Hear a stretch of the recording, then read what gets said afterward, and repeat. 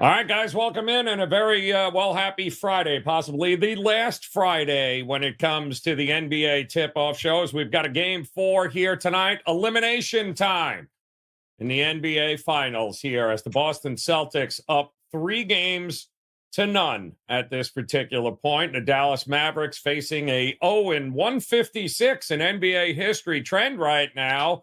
I would say double R, 1L, Steve Merril.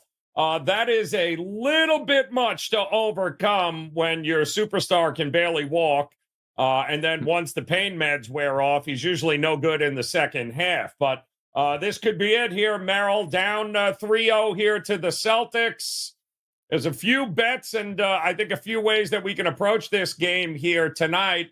I do find, and let's start with the odds on where this thing opened. It's been a fascinating trip here. From the opening numbers in game 1 to where we landed and finished. And now, well, here we are still with a total at 211, 211 and a half. We haven't seen anybody get to 205. Dallas hasn't scored 100 points yet. The Celtics haven't gotten to 110 points yet. But at least the side seems to be a little more realistic here with about a pick 'em or Boston -1. It's been a fascinating trip in the marketplace in this series. Pretty unique, would you say? Yes, and what's interesting is that the highest scoring game of the three, like you said, was 205 in game 3. But when I do my mathematical rescore based on the pace, that was actually the slowest of the 3 games. So it was the highest score of the 3 games, but it was actually the slowest pace, the fewest free throw attempts, because once again, there were less possessions. So yeah, we'll see. I mean, obviously the under is 3-0. Boston straight up is 3-0. So it's been a pretty good correlated parlay as Boston in the under. And it's not a shock. They're a great defensive team, but they're also a huge 3-point shooting team. And it's not a fluke that they've had the 3-point edge every game. But look at the 3 playoff games. Boston was plus 27 in game 1. They won by 18. They were plus 12 in game 2 from 3-point range. They won by 7. They were plus 24 the other night in game 3, and they only won by 7. So you're like, wow, that 3-point random variance Dallas is due. The problem is they're taking a lot more threes, so it's not a fluke that Boston's going to outscore them from 3. And they also, the game Dallas had to get Joe in hindsight was game 2. They held Boston to 26% shooting from 3, and they still couldn't win that game. That's the one that came back to bite them because, don't forget, they had a 13-point lead in the first half. They went on a 20-2 run in the second half to get to within 1. You know, Dallas, had they gotten game 2, could very well be up 2-1. At worst, down 1-2, but now it's 0-3. And as you said, it's 156-0 that this series is over at some point, but maybe not tonight. Yeah. Well, it's interesting, Steve. I mean, it's funny. Pretentious prodigy in the chat room's going, boy, this is not the last NBA tip-off show.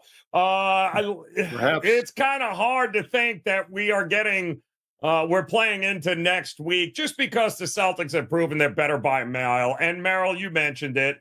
This is a math problem for Dallas. If you look at just the last game, Steve, and you go down the stat sheet and you look at shots made, free throws, rebounds, you're going, wow, this is a pretty even game. Well, until you get to the 3-point column where Boston took 46 3-pointers and Dallas took 25. And the Celtics haven't even shot well from 3 in this game. The amount of missed wide open threes, Merril, has been over the top. So we can talk about regression and variance for Dallas and their shooters all day, but we know Boston's capable of 41% in a game. And if that happens and you outshoot a team by almost, 23, 24, 3, how in the hell is Dallas going to win a game short of Boston shooting themselves in the foot? Right. I gave those margins 39 and 24 is 63. They're plus 63 points in the 3 games from 3-point range. You're like, wow, that's insane. It's random. It's variable. Dallas should be a better team. They're outscoring them from 2. But then you look at the 3-point shots taken. Game 1 plus 15, game 2 plus 13, game 3 plus 21 attempts. So it's not a fluke that they're outscoring them from 3. It's their game, and it's a bad matchup for Dallas. I talked about this last week. I had my strongest play of the NBA season in game 1. And by the way, comment below. We read all the comments. We reply back. My game 4 video comments are cracking me up, Joe, because every video there's been 1 or 2 random people who's like, Merril's gotten every game wrong in the finals. He's been on Dallas. I'm like, my God, my strongest play of the NBA season was Boston game 1, my only 5% play of the season. Pretty transparent. Go back to WagerTalk.com. It's in the last 20 right now. So not sure how I've gotten this series wrong. And I also did, by the way, as you know, a series preview last week on why Boston would win the series and why it was a bad matchup. So everyone's watching the same videos, seeing the same plays, and there's still one or two knuckleheads that are like, he's gotten every game wrong so far. It just shows you can't try to deal with 100% of the people. But my point is, I liked Boston coming into this series, not only because they were the better team, but because they do live and die by the three. And Dallas's weakness is three-point defense. And it's not a fluke. They got better in February when they picked up P.J. Washington and Daniel Gafford, two power forwards to go along with Lively, a 7'2" center. Their interior defense is very stout, but Boston doesn't score down low. And Porzingis has been out. He's out again. Boston wins and lives and dies by the three. And Dallas doesn't defend the three well. And, oh, yeah, let's look at Luka. Let's look at Kyrie. They're not out there hustling on defense. So I don't think anything changes in that regard. And it's not a fluke that Boston is plus 63 from three-point range. I think the big question in this game, Joe, is does Dallas show up? It's hard to imagine they got much left after not only blowing a 13-point lead, but then coming back from a 21-point deficit to cut it within one and then not winning. And on the surface, that seems like it's do or die. But I will say this, Boston is very public. In the video, my video, once again, I read all the comments. Game 1, everybody loved the Mavericks. They loved them in the series. I went contrarian. And now everybody today, I'm telling you, maybe 1 or 2 out of 100 are saying Dallas. Everybody is saying the Celtics have this one. And if you check the Wager Talk live odds screen, it's been pick 'em all day. It's now Dallas -1 for the consensus line. I know it's hard to make a case for Dallas here, but I'm telling you right now, if you want to fade the public, the Mavericks are the way to do it tonight. Yeah. Yeah. No, I do think they show up, and it is cliche, Merril, but I think they show up. If you're going to bet them, you got to bet them early. And if you're going to bet anything early, you got to bet Luka early, guys. He has absolutely dominated his prop, Merril, with first quarter points in every game. And thinking about it, it makes sense. He's taking those pain med shots before the game starts. So he is going to be his most effective, his most energetic early in the games. There's no wonder why he disappears in the fourth quarter, Merril. And in third, fourth, he's, as that shot wears off, guess what? So does his effectiveness pretty much. And so does the pain starts to set in. So if Dallas, and I said this last game too, if Dallas doesn't do it early, they're not doing it late. And that held out to be true. As it is, that full game, I believe the first half odds in the last game were the same as the full game odds, and they still were only able to win by a point. And again, Boston didn't shoot very well. If it wasn't for Tatum, we already know the bench is much better. Look at Hauser and what he did. I mean, hell, they rolled out Tillman, and he made a three. I mean, the bench is outplaying Dallas as well. If you look at them, I think it's a pick 'em in the first half. Is it Dallas early or just forget about it? Like, what are we looking at here with them? It's not only a pick 'em, it's -0.5. I even see some -1s out there for Dallas first half. And those same books have pick 'em, and there's even some +1s full game. So you're exactly right. And let's talk about that first half a little bit more and how the cat is out of the bag on that angle. Over the let's go back like 3 seasons right after the COVID bubble. The 20 years before that, if you had blindly played the first half when a team was back at home down 0-2 in game 3, it was like a 67% play against the spread over like 120 games. And when something works like that and people start talking about it, the odds makers make the adjustment. It's below 500 the last 3 years. And game 3 was a textbook example of why. As you mentioned, they only won by 1. The line was like 1.5. Let's talk about the first quarter. That was actually my top recommendation on Dallas. I stayed off the side in game 3, but I did in the video mention if you're going to play them, like you said, play them early. And I said the first quarter is probably the best option. They were -1.5 first quarter, which was the same as basically the game line almost. What happens? They win the first quarter by 1. You talk about a bad beat. They were up by 6 with 40 seconds to go, and they had the ball at one point. Up 6 with 40 seconds to go, and they only ended up winning by 1 the quarter. And you still would have covered tonight because now it's a half. And anytime the last 20 years, it would have been a half. But because of the inflation, because everyone's onto this trend, it was 1.5, and it made the difference. So it's something to keep in mind next year with all these 0-2 game 3s is that you're not smarter than everybody now playing the first half, first quarter because you're paying a tax. It's a little bit of a less of a tax tonight. And I do agree with you, Joe. Like, I don't see a scenario in which Dallas is down at the half and they all of a sudden rally the troops and Luka becomes better in the second half and they look to save the season. So everything you said makes a lot of sense. Dallas early and Luka early as well. What about the fact, and let me throw this angle out here because we're just trying to leave no stone unturned here, guys, because this could very well be in all likelihood the last NBA game. So I do think there are some angles to consider here. What about the fact that this is finally, for the first time, it feels like in forever, in which we're actually back to like a normal playoff routine for these offenses, right? Only a day's rest in between. The argument, I guess, can be made that, you know, all of these days off and the games and these days off in between, there really hasn't been anything normal about the schedule of when they actually play games. And I guess it would make sense why we haven't seen Boston shoot all that great. Volume is what has won them these games. Is there any credence to the idea that maybe a little normalcy now, back to what they had been used to, that the offenses can get back on the court and maybe we do get more scoring here tonight? Yeah, keep in mind, Boston shot 38% in game one, 37% in game three from three-point range. They average about 38.5 for the season. So they're slightly below average, and it should be a little higher because Dallas is a bad three-point defense. So let's say 39 is what they should shoot. They shot 38, 37. It's really that game two that was the bad one, as we talked about, the 25.5%. And that's why I went back earlier. I was like, that's the game Dallas had to win. And that's going to be the one that got away from them, that haunts them here. It is a normal routine here on out. They play, well, with that said, they travel after this game, and then game 5 would be Monday, so it'd be 2 days off again. I think Boston wants to win it, but then again, would they really be disappointed if they got to win it at home in game 5? Maybe it's not, do the Mavericks show up? I think the bigger question is, does Boston show up? And I know that sounds silly when they can clinch the championship, but they have had a tendency to take games off. And when you're a three-point shooting team and that happens, it can get ugly.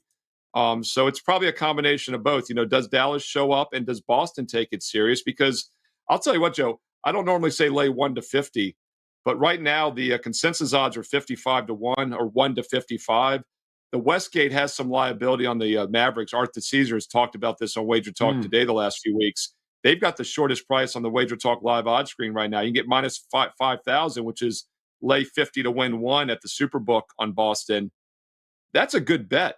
I mean, it's not probably a great money management bet, but like you said, they're 156-0, and I know some of those are bigger blowout series. Dallas is not winning this series. They might not even win tonight. It's 50-50. Laying 1-50 is not a terrible bet. You get that money back probably Monday night at the latest. Yeah, I agree with you. I do think we should consider at some particular point here the opportunity to back some of these Dallas Mavericks, because I don't think they're going to lay down, Merril, right? I mean, they had an opportunity to lay down in game 3, and they were up by 21, Boston, at one point after that third there. I mean, they laid it all out there. The problem is when Sam Hauser delivers off the bench for Boston, when Tillman comes in and delivers and gives you quality defense, the bench players for Dallas they're out there. It seems like it's a cardio workout more than anything else. They bring absolutely nothing to the table here. And can we count on Hauser and a Tillman? If you're Boston, are you changing anything at this point? Probably not. So if you take those Hauser buckets away and Tillman, doesn't play as effectively on defense, are we looking at more points for Dallas? Because I'm seeing a lot of guys in the chat room looking at fading Dallas's team total here tonight, which, again, they haven't gotten to 100, Merril. So if you're going to give me a team total of 102, 103, 104, somewhere in there, are they going to get to 100? What are the chances of the bench guys for Boston balling out like they just did in that game 3? Yeah, I mean, 7 straight playoff games before the finals, they'd had 100 or more. So they're obviously capable of getting there. But then again, Boston is a better defensive team. Although, I don't know, Minnesota was considered the best defense in the NBA. I always say that tongue in cheek. But, Minnesota, they still scored 100 or more in every game in that series. I think Porzingis is somebody we got to bring up because you said change anything. why would you play him tonight? He's not healthy. Oh, They're up no. 3-0. They won without him. But the bench was really thin without Porzingis. In fact, Hauser and Tillman played 14 and 11 minutes, and Pritchard played 11. Nobody else played. They only had 3 subs the entire game. And you mentioned the shorter rest. Maybe that's a disadvantage here, only one day off when the guys played so many minutes. I mean, you look at Holiday, everybody, all starters played 41 minutes or more, except for one guy, and that's Al Horford, who played 36 and a half. Al Horford minutes, that's like 80 because he is old and slow. That's true. He had that travel. That was the worst NBA. You're traveling when they call it travel at a pivotal moment in an NBA game. And he looked perplexed on top of that. I think it's because they don't know what a travel is anymore because it's never called. But yeah, think about that. I mean, every starter played over 41 and a half minutes except for Horford, who played 36 and a half, which in horse minutes is like 80. So they could be a little fatigued. And that's another reason, maybe you jump on Dallas early. But then again, could we see Dallas pull another monster comeback? I do think, Joe, when it's 0-2 and you're down 21, you got some energy. If it's 0-3 and you're down 21, I just don't see that happening. I also think it's probably fair to say, Merril, that it's, all of that failure by Boston with this team over the last 5 days. We've kind of seen it with the Florida Panthers in the hockey game too, right? All the little things that plagued them a year ago when they were in the final, all the things that went wrong for Boston in the finals, whether it be the conference or the finals itself. This feels like a team on a mission. I don't see them taking their foot off the gas. The idea that, they'll just want to go home and win it in front. I don't see this team wants to be considered one of the all-time greatest over the last decade. Like they don't get the respect. They don't feel they're getting the respect. So nothing like a sweep to help that narrative here. I don't think they're going to leave anything left. I think they're going to empty it tonight too to get this thing done. What do you think? Yeah. Let me be straight. I don't think like they're going to be like, oh, let's win it at home. I think they want to win it. They want to get the championship. That's not going to even be a factor. But it's definitely not the worst case scenario. And it's the same for Florida. The hockey is eerily similar. You've got a 0-3 situation for the home team, yet Edmonton tomorrow is a slight favorite on the money line. So very similar, Dallas and Edmonton. And I had Ralph Michaels run some numbers for me when I did my standalone video last night, which is on WagerTalk TV right now, my Game 4 breakdown. And Ralph did some great charts for me, sent them over. I basically asked you to like 0-3 situations. And what jumped out to me, Joe, was that when you look at home teams down 0-3, over the last 20 years, it's been a losing play. But over the last 3 to 4 years, it's actually been a winning play with quality teams. And what's really interesting is if you took out the 9 biggest dogs at home down 0-3, they went 0-9 straight up in ATS. It's actually a winning play for everyone else. And there's been a handful of favorites and small dogs in this price range. In fact, at 2.5 or less over the last several years, going all the way back to 2012, the last 12 years, Ralph points out, these teams are 8-6 straight up, 9-5 against the spread. So teams in this price range, like Dallas tonight down 0-3 at home, have actually gone 8-6 straight up the last 14, going back to 2012, courtesy of Ralph Michaels, WagerTalk.com. So there is some backtesting proof that this series is not over tonight, at least. No, there is opportunity, I think, here, guys, depending on which way you want to go. Lord Farquaad in the house, talking about Tatum on the road. If it ain't broke, and there's a few of these props here, Merril. If it ain't broke, don't fix it. Tatum, 9.5 boards. If it ain't broke, don't fix it. He finally, broke through on the point prop in that last game. But a guy like him, I believe a guy like also Holiday, who has also just been absolutely phenomenal, except for the last game, 10.5 rebounds and assists is his number. He has hit the over in every game except for last game, game 3. He finished with 4 boards and 5 assists, but he plays 42 minutes. To those kinds of props, I think, for Dallas with guys that have been consistent like the Holidays and like the Tatums, they're going to play 40-plus minutes, so they're certainly going to get the opportunities. If it ain't broke, why fix it in the prop betting market, especially when it comes to the guys like Tatum and Holiday? Yeah, I'm never in a hurry to play unders, with star players. It's overs or pass for guys like Irving and Doncic and Brown and Tatum. They're the 4 that were the favorites to win the MVP. They were all at really single digits. Irving was 20-1. Everybody else Brown was 5-1. Tatum and Doncic was even money, 3-1. Jaylen Brown, it looks like it's his MVP to lose. And what's interesting about that is I think it's mainly based on points scored, which I get. That's important. But, Tatum has had a double-double. He had a double-double in the first two games. Brown has yet to have one in this series. He didn't have a double-double in game 3. And like you said, Joe, he had 31 points after just 18 and 16. So, if you think Dallas could win this game tonight, you probably have more value with the Tatum MVP because that gives him 2 games versus 1 to get back on track and to bump the stats. Whereas if they finish it tonight, it's going to most likely be Jaylen Brown. Yeah, is there any doubt in your mind Brown is the MVP here, Merril? Am we missing something with that? No. The guy's an absolute closer. Tonight. If they I'll tell you right now, tonight. though, that's the thing, though. And look, the odds are 50-50 that this series ends tonight. So there's a 50% chance we get a game 5. And yes, I know Tatum's points aren't there, but he's had a double-double in 2 of the 3 games. If he has another monster game tonight, he's had 16, 18, and 31. Jaylen Brown's had so far in the 3 games, 22, 21, 30. So Brown was slightly better in games 1 and 2, but if Tatum gets 2 more games, there might be some value with him now. But once again, it correlates to the fact you have to think Dallas wins tonight. So a lot of moving parts there. Yeah, and a ton of moving parts in that one. I think we can also agree they haven't moved Luka, still 32.5. Kyrie was 23.5 in game 3. He's now 24.5 after finally figuring it out. What is your take on Derek Lively? Because people seem to be done with him. 8.5 for his point prop here. It just feels like Gafford's a better option. What do you think here, especially from a scoring perspective here? Lively going to get double digits in points? I doubt it, right, at this point? I'll tell you one thing about Lively, though, is if you ever get his shooting percentage over anything below 100, take it. So true. Yes. What was he like? He was 16 for 16, I think, in the Western Conference Finals. Yes. He missed one of those games, but he didn't miss a shot overall. Yep. And then so far in this series, he was 1 for 1, 1 for 3, not a good game 2, and then 5 for 6, include some big dunks there in the fourth quarter. It's basically dunk or nothing for him. Andy Lang talked about him on WagerTalk today, so I recommend going back, checking that out. He likes all 3 over. Teddy leaned more towards rebounds over.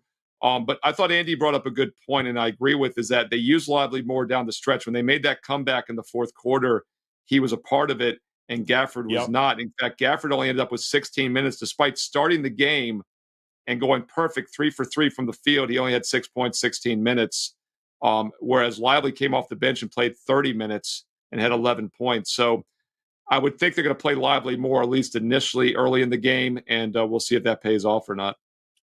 Some questions in the chat. Joshua is saying, listen, he lives in Dallas. Can we please just get 1 win? So, yeah, I mean, you got a pretty good opportunity to do that tonight, Joshua. Kyrie over 24, Wrath of Raider in the house. Should you do it? Should you leave it alone?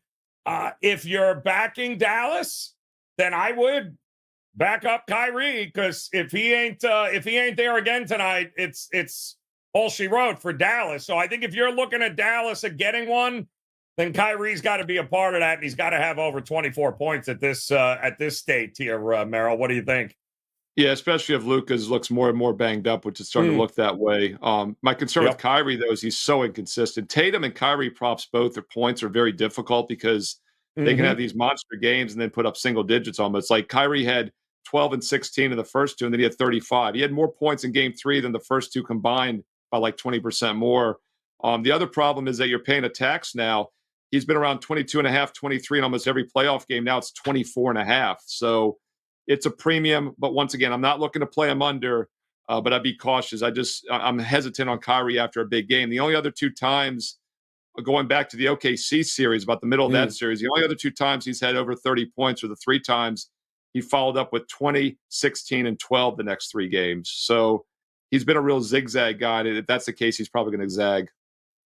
Yes, we got also a big shout out here tonight. Those of you in Las Vegas, apparently Lord Farquaad wants everyone to know he's been telling you that Boston is sweeping this series. So if you actually happen to see a black man on the strip wearing a Paul Pierce jersey and he's got a broom in his hand, send him a shout out tonight. Lord Farquaad will be in the house here rooting on the Boston Celtics here tonight. John Finley is looking at the alt market here. which is interesting, Merril. I think he found a market in which you could get a pointer, a couple of points here with the total as well as the Celtics. He, in fact, got Celtics plus 4.5 and over 202.5 at just about even money, a little better than even money there. What do you think of the alt market here for this spot if you're convinced Boston is going to get it done? You'll like this. I did in-game live on Sports Grid the other night with Scott Wetzel and Dave Sharapan during Game 3, and Wetzel had made a bet pregame on the Mavericks lead by 10, win the game, Celtics lead by 10, win the game, and they were both like 4 or 5 to 1. And of course, the Mavericks had a 13-point lead early, so that was already, if they win, they're there. So as he's rooting them on as I'm doing the show with him, and Boston in the third quarter briefly hit 10 and went right back down to 8, and then I was off by the time they got up by 21. But he had a nice little, guaranteed payout there by mid-fourth quarter. I don't know if that'll work again, but there's definitely some alt market ways to play these games, stuff like that. And, look, Boston's led by 21, 14, and 29 in the 3 games. So hard to imagine they probably won't have a double-digit lead at some point. They were up by 16 and 28 in the 2 regular season meetings. With that said, Dallas had never led by more than 7 in the first 4 meetings this year until that 13-point lead in the first half of Game 3, which once again shows how powerful that 0-2 home team Game 3 angle is in the first half. And it still didn't cash because, once again, the inflation has been priced in. Whether Dallas comes out with that kind of energy, perhaps, but I really feel like the spot was probably Game 3 for that angle. Shout out to Cannonball in the house, Merril, making fun of your 13 and 14-year-old teams here, saying you should be at practice right now instead of talking NBA. Yeah, he's a little bitter because I'm not. This is a true story, Joe. You'll like this. So I was able to put my son and daughter on the same co-rec team. It's the first time in their lives they've played together, probably the only time. So I bumped my 12-year-old up to the 13-14, my son, and Cannon's still 11-12. So he is very upset that I'm not coaching the 12U and I'm doing 14U because he cannot be on my team. So yes, Cannon is very unhappy with Coach Steve right now. True story. Cannonball in the shorts chat room is pissed off here, people. Yo, Coach Merril. He wants to know, not that he wishes your 13, 14-year-old team any loss, but he seems a little bit bitter there in the chat room there. A life in Vegas, yes. We went a little earlier here today because Merril has coaching duties coming up, and we wanted to get to you guys before this. Not for Cannonball, though. Exactly. Cannonball, you're not included here, my man. Hang out with your 11, 12-year-olds. Leave the 13, 14-year-olds to their own. S. Warrior hanging out somewhere along the line. Not here. He will definitely not make this show in time. I can promise you. I was just going to say, Joe. I have a big wager on the over there. That's why we went early, to be honest with you. It was just so I could catch that last ticket.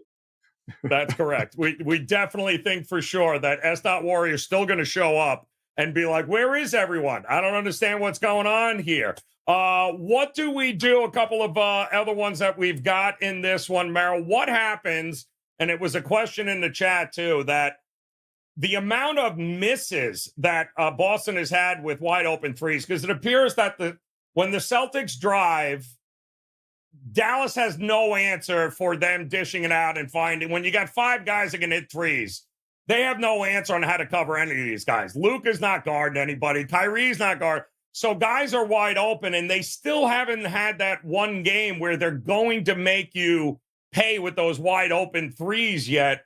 This could be, if this is going to be a game, and let's say we get to the 4th and it's another Dallas down by 20, it's kind of hard to count. Are we going to look at nothing but garbage time minutes at the end of this game? Maybe just the first half over is the way to look if you think that this is going to be a battle early on in the game?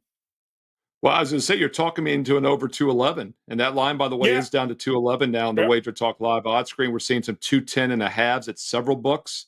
Now, a couple of them are the sharper books, but it would be over a pass for me. My rescore based on the pace in games 1 and 2 was 214, 217, right in line with the numbers. And it was only 204 and a half in game 3. And I actually liked the over the other night. But very few fouls called. They only had 30 free throw attempts versus 44 and 38 in the first 2. And, guess who's the crew chief tonight? Scott Foster. Oh, I'm so glad you brought that up. Yeah, over a pass for me. And I think some of the points you're talking about Boston being open due to hit some. And if it is blowout central, I mean, yeah, it slows down the pace a little bit, and it also maybe calls less fouls. But I think garbage time can help the over also because it becomes a playground. Let's pad our stats. So yeah, I think over 211 has some reason to look at it. It's obviously a big drop from the previous games, and my rescore doesn't really show any value. But I think situationally with Scott Foster, some other X factors, the over would probably be my lead on the total. So shout out to AOD's call for Pistons in 5 next year. I love that, AOD. Stay real, my man. Stay real. Luka double-double is what we're getting there. They actually blasted Tatum's double-double. He was minus 140 last game, now minus 165.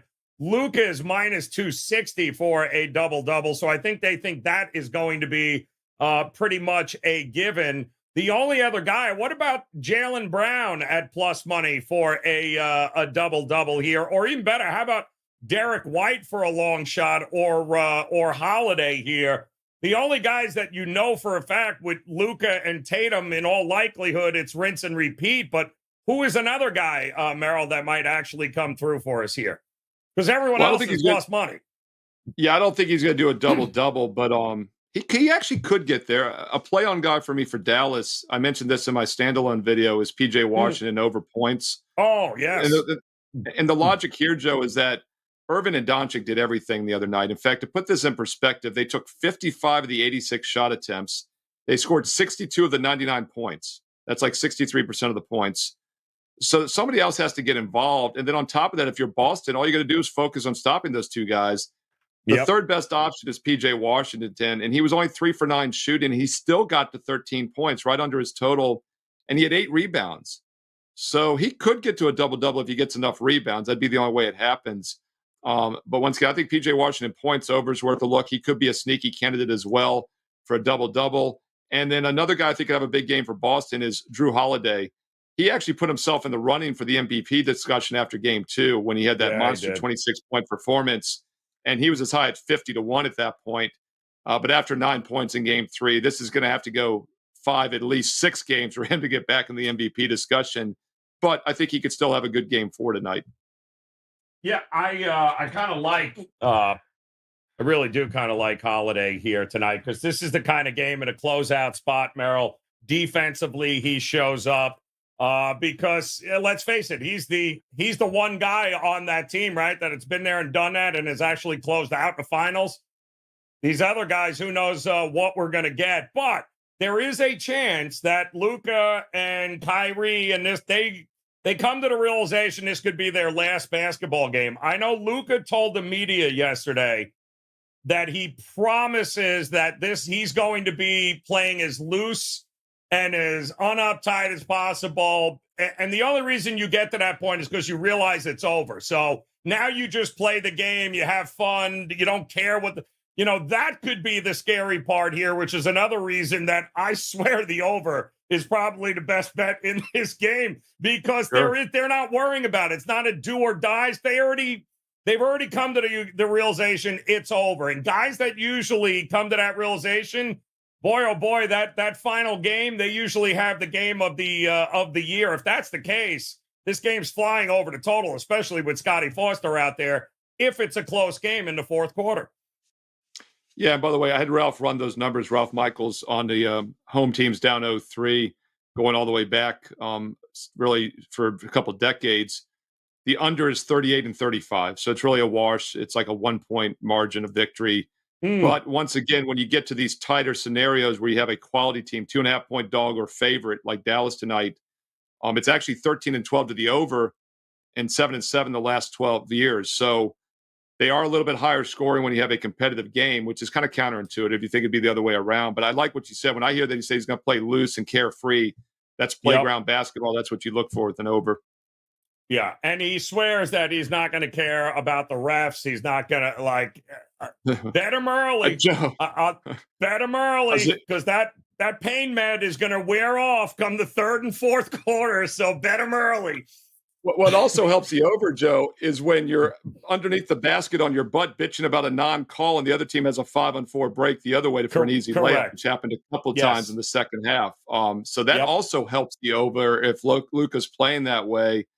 Him fouling out obviously didn't help the over, didn't help Dallas. And let's keep that in mind too. If Luka doesn't foul out, they might win that game. It might even go over Yes. still, might go to overtime. So that was crazy too. And that was not Scott Foster. He's game 4 tonight, and you would think the league wanted Dallas in game 3.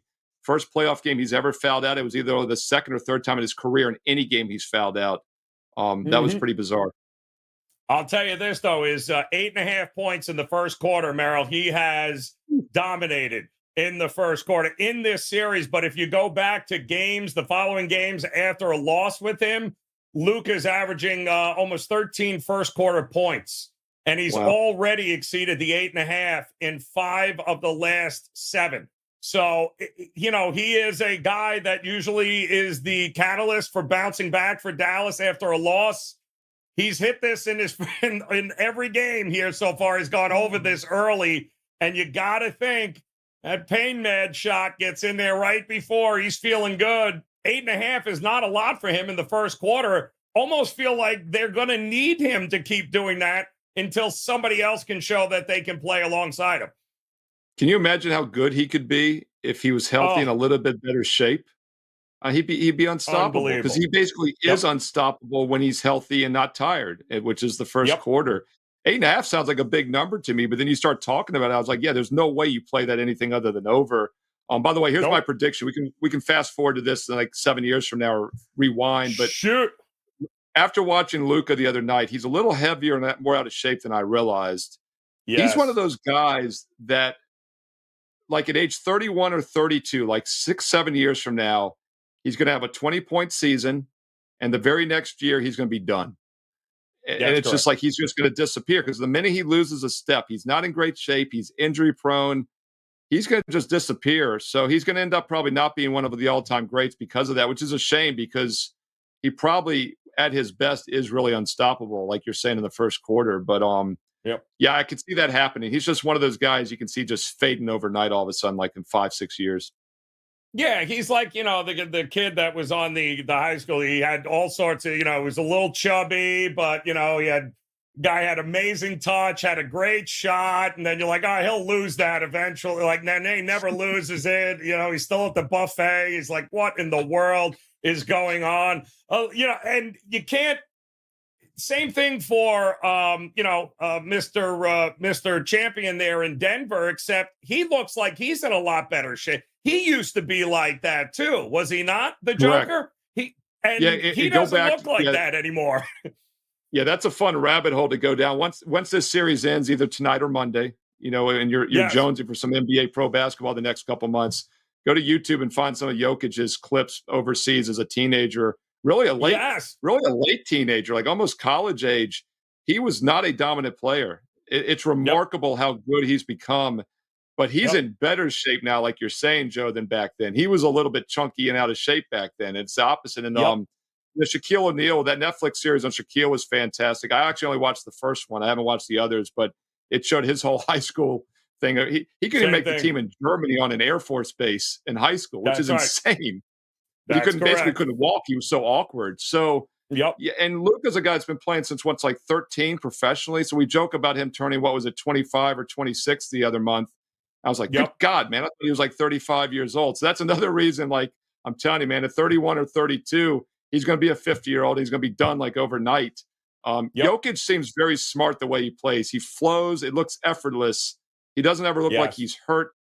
Luka's nonstop, and he took some bad shots also. Didn't shoot well from 3, by the way. Keep that in mind in that game also. And that's why Kyrie had to do all the heavy lifting. But, yeah, I like where you're going with the first quarter. It'll be very interesting to see how those horse tranquilizers work tonight in the first quarter. Toradol's a beautiful drug, but it wears off and that pain starts to kick in. So a first half everything. And I know, was it Free Rent showing up in the chat room? Welcome in, man. First half over or under? What are you all thinking?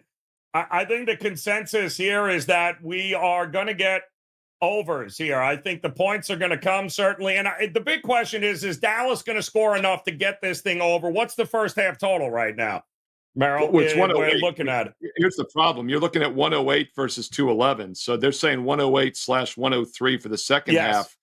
But then again, all three games have stayed under 205 or less. Game 1 had 105 at the half. Game 2, 105. Game 3, 101. So that tax is going to make a difference once again. The odds makers realize the first half should be higher scoring. They're making you pay a premium. So if that's the case, 53.5 Celtics team total in the first half.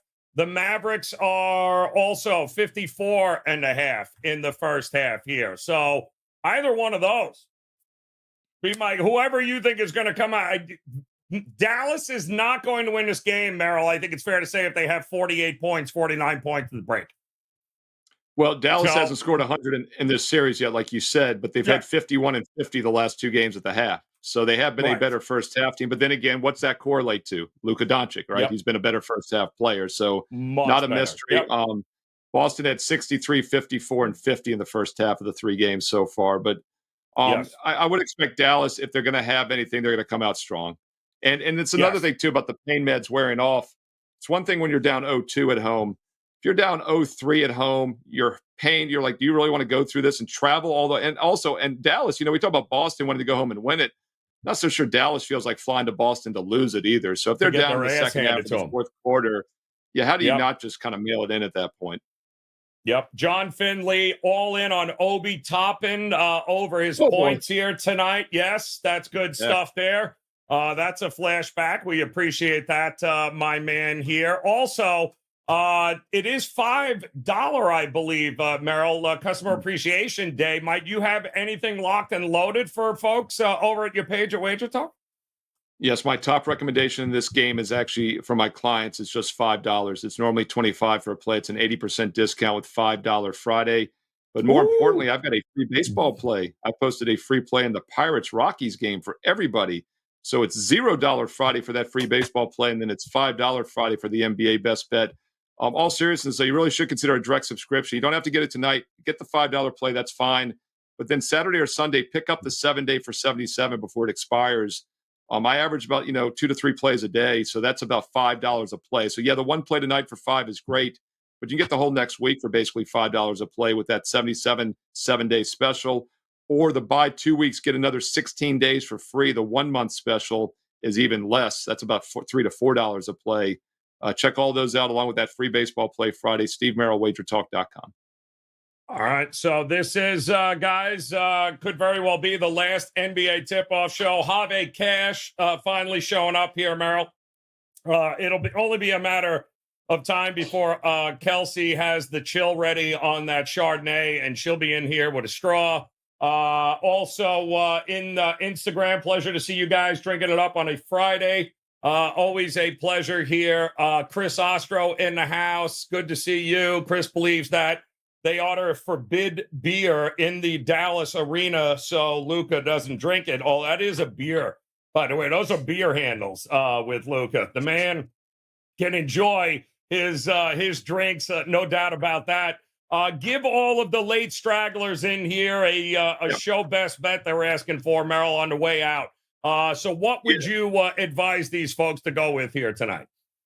Yeah, this series is such a blowout that we started the NBA show early, so most people would miss the Game 4 show. I thought that was very appropriate. But once again, a little bit of a scheduling conflict. I'm filling in today, and I got to run, so we had to start a little early. But that's why you hit subscribe, you hit the bell for instant notifications. And you know that we started a little bit earlier here on Wager Talk TV. And if you're joining us on the replay, comment below. I'll be chiming in tonight to check the comments, answer any questions you might have in the post-show comments below. But mentioned this in my standalone video, and if you want to deep dive into Game 4, check that out here after the show, my Game 4 preview here on Wager Talk TV. But for the Mavericks, P.J. Washington over 13.5 points, and for the Celtics, Drew Holiday over 12.5 points. Holiday's had 12 points or more, Joe, in the 9 past games until his off Game 3. I thought that price was very cheap, and he's a big-time playoff performer. So I look for Holiday to bounce back tonight over points. And then I think Washington's going to be that third option. They can't rely on Irving and Doncic. I don't think the Celtics are going to allow them to rely just on those two. And that's going to open things up for P.J. Washington, who was just 3 for 9 shooting and still had 13 points the last game. I think he gets over 13.5. Holiday gets over 12.5 tonight for game 4. Yeah, I love that. And I'm going to go Luka over first quarter, 8.5 points, guys. If it ain't broke, we are not fixing it here. That Tordal kick in. He swears that he is going to be playing loose and ready to roll here. No pressure, and there shouldn't be because the series over and everyone knows it. So expect him to come out firing, and I would definitely look at the first half over and give Scotty Foster a chance to get in there. And by the way, Merril, have you noticed the lack of whistles and how they are beating the living crap out of one another in there? It's been kind of amazing. Tony Brothers and some of these other crews have allowed them to get away with what they have gotten away, and it's absolutely crazy as far as that goes. So there you got it here, guys. We do have, and he is stiff as a board without a doubt, we do have a game 4. We don't know if we'll have a game 5. In all likelihood, this could very well be the last episode of the NBA Tip-Off Show this season. But we do want to send a shout out, if it is, to all of you guys, AOD, John Finley, John Peterson, Big Daddy, Have in the house, A Life in Vegas. We can go down the list. Lord Farquaad, who, again, he'll be wearing the Paul Pierce jersey on the strip, walking around with a broom. If you see him here tonight when the Celtics win, make sure you send out a shout out to Lord Farquaad. We certainly appreciate him. Guava in the house over here, Darden, Wrath of Raider, Cannonball, get your ass to practice. Those 11 and 12-year-olds ain't going to work themselves. Exactly right. Best of luck here, guys. If there is a game 5, Merril, I believe that's what, Monday? Monday night. Yeah, it'll be Monday night back in Boston. So 50% chance you get to see Joe Raineri again, and a 50% chance you get to see me on a game 5 preview video. So click subscribe and click the bell for an instant alert, damn it. Yep. Get out of here, Merril. You got those kids ain't going to coach themselves. We appreciate it. All right, A Life in Vegas, appreciate it. Growy Caps, appreciate it there. John Finley, again, you guys are the best. If it is the last time we'll see you, make sure you do hit that bell, though, and get notified, because you never know when we might pop up with a new show or a new episode or new info that you guys need. That's what it is all about. Hit that subscribe button. By the way, if you haven't subscribed, we're 200 away from 160K. So please help us get there. That would be fantastic of it. And don't forget, guys, tomorrow, another edition of Last Call, 11 a.m. Kelly Stewart will be back. We've got U.S. Open to go over. We've got an NHL Game 4 sweep to happen. Did I say that? I did. We've got Major League Baseball. We got Euros. We got all sorts of things happening here. So make sure that you come back and join us again tomorrow for another edition, 11 a.m. Eastern, for Last Call. But until then, Chris, we appreciate it. You guys are the best. Reek, always a pleasure, guys. It's been a hell of an NBA season. We wish you guys nothing but the best of luck. Cash those tickets, and I promise you'll see us again. Until then, guys, good luck tonight. We'll talk again soon.